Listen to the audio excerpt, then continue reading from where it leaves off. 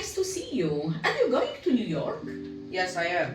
Very soon. Fantastic. Are you excited? Of course I am. I'm already counting down the days. That's good. You know what? I have great tales for you about a must-see place.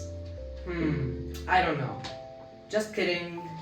Aren't you interested? It's a special place and only kindred spirit which believe in magic can see it. For others, I mean, poor creature without imagination, this place is just normal. You know, trees, grass, some rocks, few monuments, nice bridge where you can take some pictures, just a park. But for kids like you, this park opens some of its secrets. You know, you have to believe it to see it. Are you ready? So let's go.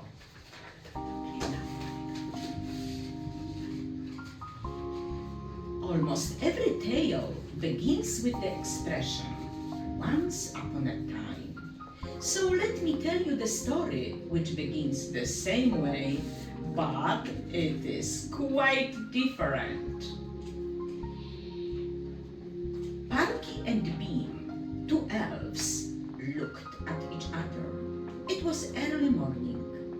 Parky stretched himself in his small bed made of dry leaves and soft grass, and Beam, who was sitting on the branch of an oak tree, shook his head. Do you know where we are going today? Not so sure. Not so sure. I thought that I'll take the kids to a park and... That's a great idea. But first, you have to tell them the story. I know story. I'll let them know and then they can decide. Little elves who were responsible for kids' dreams made their decision. The story will come to the children sooner or later. Oh, little elf sat up and yawned. So, it is still early. What do you think about a nap? Just a few more minutes. He yawned again. I'm very tired, aren't you? He laughed quietly and looked at the sunrise. The sky was pink and blue. The clouds play with the rays of the sun. It is going to be a nice day. This is our story. Once upon a time, a huge and very miserable gnome decided to catch all the fairies. He hated happy mornings, green grass, cheerful leaves, the rays of the sun, the colors of brisk streams whispering magic words to kindred spirits. So, one day when he was in a very bad mood, he set up a trap and invited all the fairies for a special dinner. He took a bath, dressed up, brushed his thick curly hair, and was ready. The cruel smile stretched his lips. He was waiting. The wind stopped blowing. The sun hid under the soft clouds. The nature froze. The fairies were so excited. They would like to see the scary part of the forest. The gnome, whose name was Bag, was his neighbor, and they believed his good intentions. They too dressed themselves up. Beautiful gowns, pants, tops, and dresses shimmer in the light breeze. They twirl around and admire themselves. Their pretty attire were so lovely. "It's already twilight," said one of them. "You know, it's a magical time of day. We better hurry." Laughing and talking, they were moving closer and closer to the invisible line of the border which divided two parts of the forest. At the top of an old birch tree sat a clever owl. She tried to warn them, but the dark crow attacked. The fairies didn't even notice that accident. They were busy entering the forbidden place. Everything happened so fast. The huge net made by spiders fell on them. They were helpless. Their magic wands were taken away from them by the spiders' helpers and were locked in a stone box. And the fairies? What have happened to them? The gnome asked the wind for a favor. He offered him a huge part of wood at the north side of his land, so Wind could be the master of this part. In return, he wanted him to scatter the fairies all over the world. The Wind accepted his proposition. He was so vain. All these fairies have driven him nuts, giggling and laughing all the time. And the gentle breeze, his younger brother, they have spent so much time with him. The Wind was jealous. Instead of gentle blow, he preferred strong gale, storm to delicate blow. He was sure he wouldn't miss these soft creatures. Deal is deal, he thought, and he liked Gnome. Bob was strong, independent, scary, and nasty. That was enough for him. He swung the net without any effort. He had blown hard, and all the fairies vanished without trace. The forest, meadows, rivers, and lakes became silent. At the beginning, you could hear weeping. Then the cry of the nature turned into a wail. Nothingness possessed the world. I guess it's time. The kids are waiting. They are ready and excited. Are we taking them to a park? Yes. Look at this group of children. If only they knew that they could bring fairies back to life and rescue the magical world of fantasy. They have to use their imagination to rescue them. Everything is up to them. That's right. Bean scratched his head. We have to guide them and use magic to help them, but we have to stay invisible. It's true. Parky nodded his head and glanced at Bean. Ready for this challenge? So let's go. The clock. Children stayed at the gate and were staring at the birds and the other animals. Lily took Tim's and Jake's hand. Are you ready, boys? It's Centaur Park. Have you heard that there is magic in this park? Yes, I know. I had a dream. We have to find the fairies. Rescue them. They are waiting for us. What about you, Tim? Are you with us? Tim nodded his head and pointed to the clock. Do you know the name of this clock? I know. It's called the La Corte clock. Our teacher told us that George de la Corte founded some of the park's best-known features. That's why the clock was named after him. Look at the clock, Shouted Jake. Its hands are moving faster and faster. What's going on? They looked at each other. You cannot stop the time. The girl whispered and shook her ginger hair. The boys couldn't move. Their blue eyes shined with excitement. The band of animals came to life. Penguin, kangaroo, bear, elephant, goat, and the hippo began to move. The kids heard the music. The castle. While listening to the music and daydreaming, they entered through the gates of No Gate to Belvedere Castle, where Sleeping Beauty, Rapunzel, and other princesses were waiting to rescue them. Did you know that they are here? I wasn't sure. There are a lot of them, and Lily began to count, calling their names. Alice, Ariel, Bella, Ella, Cinderella, Beauty.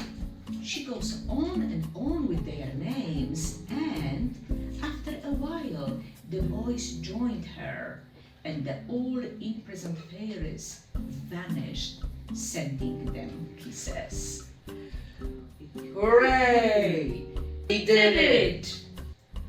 I'm sure that some of them are already in their kingdom, said Lily. No fairies, only fairy dust. She looked at the castle. The view was spectacular. How beautiful it looks, she said, looking at her friends. That's right. Do you know why it's called the Belvedere Castle? No, I don't. What about its name? Its name comes from Belvedere, which means beautiful view in Italian. Perfect expression for this place, answered Lily, clapping her hands, and gasped. Turtle Pond. They turned and looked at the shining surface of the small lake which lies at the base of Belvedere Castle. Do you see it? What? The boys weren't sure what she was talking about. Are you pointing at this pond covered with slimy, sticky weeds? Yes, it's called Turtle Pond. Didn't you know? Could you come closer, please? She asked, and showed them a large numbers of turtles in the water.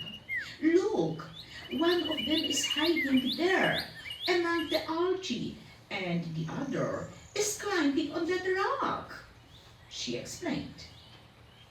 Suddenly, Tim jumped back and showed the huge toad which appeared at the far end of the pond. Are you afraid of a frog? No, of course not. But this one looks weird. clarified Tim. Is it frog or toad?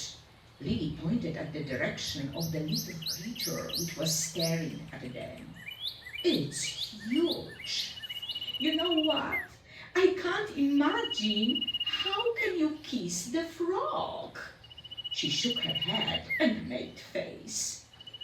Didn't you dream about true love's kiss? Asked Jake, smiling to his friends. Let me think, said Lily. Do you remember the title of the story where Prince kissed the frog? Wasn't it the Prince and the Frog? Exclaimed kids.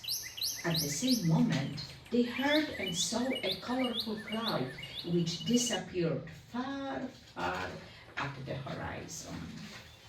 Where are the fairies? Shouted Lily. Have you seen this cloud? Was it a cloud?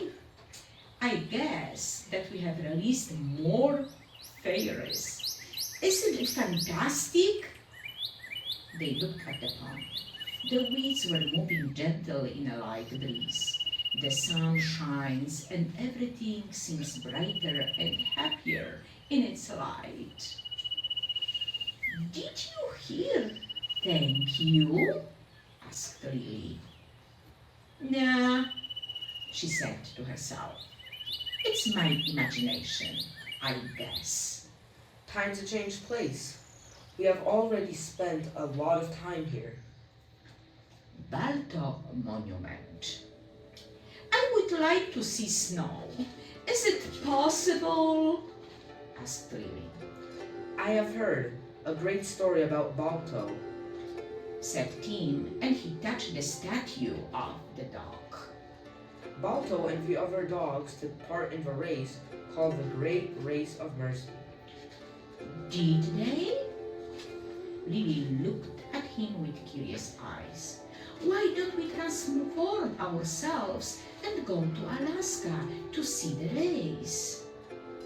All of them thought about this, and at the same moment they disappeared and found themselves at the sled pulled by Balto, which was a Siberian husky, and sled dog belonging to breeder Leonard Sepala.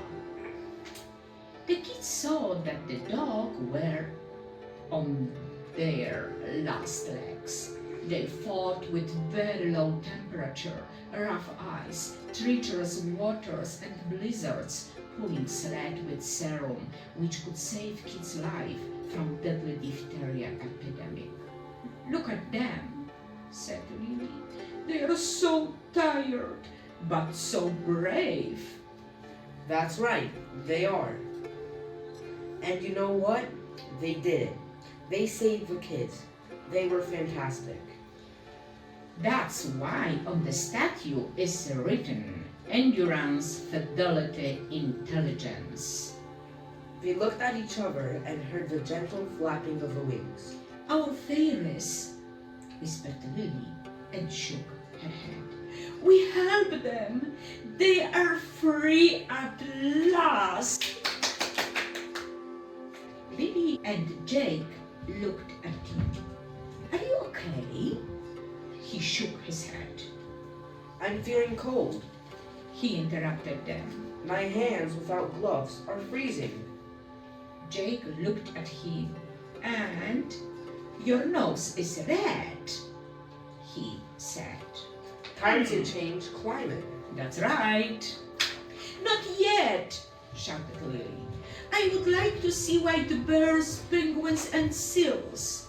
I have read a lot of great stories about them. Could you stay here with us a little longer, please? I would like to see them too. Did you know that although wild polar bears usually look white, their fur isn't white at all? And it is actually see-through. I have heard that its skin is black. Jake explained. Isn't it fantastic? Yes, it's very interesting. But do you know what is the polar bear diet? I have heard they eat seals. Never mind. They have to eat something, but they are so cute. I still remember the bedtime stories which my mom read to me about polar bears. In all these stories we could see the power, beauty, and danger of the natural world inhabited by all animals. You are right. That's true, but do you know that we, people, share this world with them and we are not the best hosts? It is so sad. I would like to see seals. Come on. Look, they love playing and they look so happy. Did you note their whiskers? They are so much like a cat. Jake showed one of the seals which was swimming close to him. I have heard that seals have very well-developed whiskers and they have a very acute sense of touch. Lily touched the water. That's why they feel vibrations from swimming prey. Isn't it cool? Did you know that blind seals in the wild seem to be able to hunt and feed without sight? That's what my mom said when she read me the story about seals. I still remember this fact, and I remember the other story, the wounded seal. My dad had read it for us. It is a folk tale from Scotland. Jake smiled. That's why I wanted to see all these animals and the released fairies. The kids looked at each other. Do you remember the movie Penguins of Madagascar? That was a great spy action comedy. I love it. Let's go. Time to see the penguins. Tim started to move far away. Stop walking like a penguin. Lily made face and looked at him. We all know that penguins waddle. That's called the way they walk on the land. If you are so smart, Tell me how we call a group of penguins in the water. Asked Tim. Let me think. Lily touched her nose and looked up. I guess that it's called a raft. Perfect. Tim looked at her and smiled. She was such a smart girl. They got closer to penguins. Look at these adorable flightless seabirds, said Lily. I guess that they could make even the coldest of hearts melt. Can you imagine that they all live in one of the most inhospitable places on Earth? Did you know that they have special fats in their feet to prevent them from freezing? Asked Tim. I didn't know, answered Lily. Jake looked at them and said, Although penguins can't fly, their closest living relatives are some of the best flying superstars. Flying superstars? The kids looked at him astonished. Don't you know the bird called albatross? Of course we do. So, the albatross is actually a close relative to the penguins. Funny, isn't it? At the same moment they looked at the sky, the beautiful northern light appeared. Happiness and magic were in the air. The universe rewards the brave. Quoted old Saint Tim. I guess that all fairies from the polar circle are back in their wonderland. I am sure of it. Tim smiled to them. You know what? That was a great expedition. Yes, I agree. It was really very interesting. But I would like to see the rainforest. I miss flowers and grass, complained Lily. They caught their hands and without thinking twirled around and appeared at the entrance to the tropical forest. That was fast. The children began to laugh and smiling entered the quite different world. Rainforest. Did you know that rainforest may be home to some 30 million people? They heard the voice of the guide. Half of the planet's rainforests have already disappeared.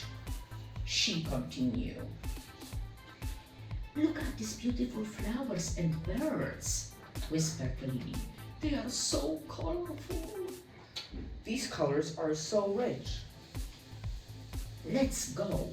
I have heard that many people are very concerned about the destruction of the rainforest. Many plants and species live only in jungle. And what about fairies? It's their place too. I guess they like to visit this ancient forest. Like everybody. Last evening, I watched the movie Beauty and the Beast. I love Bella and the handsome prince, who was a monster. My mom always read me the story about the Little Red Riding Hood. We could mention all the stories by hours. The list is endless. Don't tell me.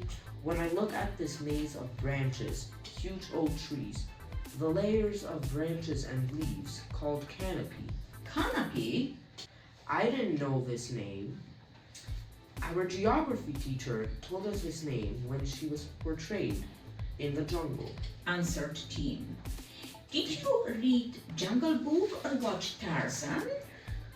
Yes, I did. All this is shown in the movies. You know, forests are rich in the history and could tell us all about it. You only have to use your imagination and open your heart. I agree with you. When I look at the light and the shade and what a forest offers us, it is indeed amazing. Look at the birds and listen to the sound. Look, a snake and a lizard. How amazing. Could you guess how many of them are hiding in those bushes? A lot! Shouted children, but it is not a good expression. More than a lot! Look, one more! She said and pointed to a lizard with yellow spots on its skin. Kids began to laugh. You know what? I love this place. Rainforest always was, is, and will be magical. What about our fairies? Did you know that they already vanished? When? Few minutes ago. I saw them sitting on that branch, and one of them sent me a kiss and waved goodbye. Why didn't you tell us? They asked, being crossed. It was my special moment. Lily said, turn around, throw them a kiss and ran away. The boys followed her. Suddenly, they stopped. Something stranger looking appeared in the forest. Huge hairy monster stared at them. He came closer, sniffed them, barked, and disappeared. The boys couldn't move. They looked at each other. What kind of creature was it? Was it a fairy? No. On the contrary, it was a monster from the imaginary world. Answered Tim. We better get out of here. They began to run. See this passage? We have to leave. Off we go. The carousel. At the entrance, they met Lily. You look strange, she said, looking at them. What have happened? Nothing special. We have just seen a monster. What? It would like to swallow us. It was so scary. Tim made a face and scratched his head. You're kidding me, aren't you? Lily looked at them, but their faces were very serious. Forget it. Time to move forward. We have to leave this place. Let's go. Did you see the horses in Central Park? Yes, we did. What about these horses? One day, I and my parents took a ride in a park by a horse-drawn carriage. Lily clarified. It was a fun ride to take pictures or just enjoy the view. Did you know that these horses are close relatives to unicorns? Unicorns? What are you talking about? No one has proven the existence of unicorns. That's not true. People all around the world do have stories of unicorns. They do exist. I have heard that April 9th is Unicorn Day. Don't look at me like that. I know there are mythical creatures, but they still live in our imagination. Just fire up your brain cells to help you recall the story about them, Lily said. We all know that they were mysteriously beautiful and had a single horn on their foreheads. Their pure beauty enchanted people, making them possess one of them. Not only of their beauty and charm. Most legends said that unicorns had magical powers. Some said they gave people immortality. Others claimed they had healing powers. So, you still remember all these stories? Lily began to laugh. You are such a cheater. Suddenly, they heard the guide's voice. The carousel, with its magnificent horses, is on the park's most popular attractions. You shouldn't miss a ride on it. It is one of the nation's largest merry-go-rounds, featuring 50-cent hand-carved horses and 2 decorative chariots. She continued. The kids looked at themselves. The carousel is open for rides every day of the week. She was going on and on. Did she know about unicorns? You have to believe it to see it. I guess that our fairies took the last rides on the carousel. Did you see them leaving? Not yet, but I guess that they took their chances. Don't you think? Look, we are getting closer to the stage. I can hear the music. The stage. The music is in the air. Tim said and jumped up at the stage. Here you can enjoy the sound of music, more or less crazy, wild, romantic, or enchanting. That's right. I can hear it everywhere. Lily looked up at the trees. My mother said that music touches us emotionally, and I like beautiful melodies. You know, let the wind be our guide. It can bring us all kind of music. The sound of jazz, rock, swing dancing, indie rock, hip hop, and many more. We are already here. Jack said, pointing at the summer stage. Look what is written here. Enjoy an evening of classical music under the stars at the annual concerts in the park. Do you know that concerts are from June to October? Stated Tim. Great performers perform at Rumsey Playfield. I love these months, said Lily. They are perfect for outdoor activities at Ramsey Playfield. It's perfect for all these performers. Do you like classical music? Lily asked the boys. You know, music speaks to you. That is almost the same expression which is written in the Harry Potter book. Music is the strongest form of magic. Noted Tim. Talking about magic, where are all these beautiful fairies who are singing songs?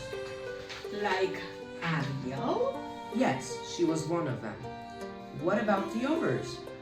We have to ask Hans Andersen, who said that music connects people and fairies. It speaks to us. Don't you think? The statue of Hans Christian Andersen. You know what? We are not far from the statue of Hans Christian Andersen. Let's go.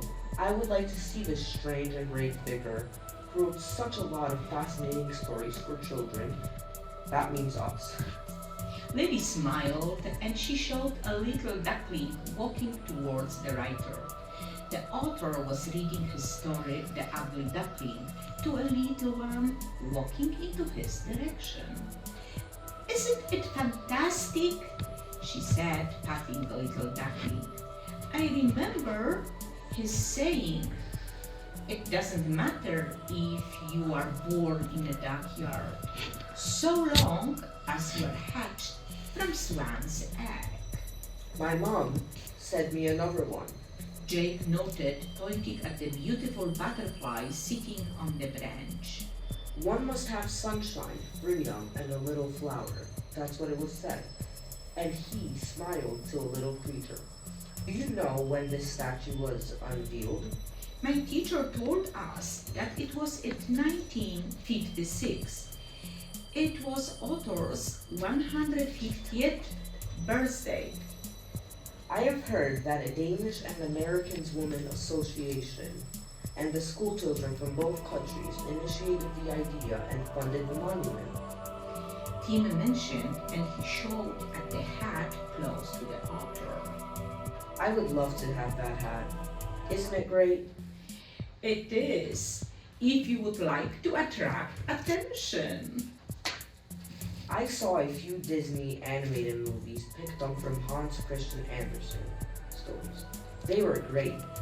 I love them too, Lily said. But do you know that everything you look at can become a fairy tale? That's right, stated kids laughing.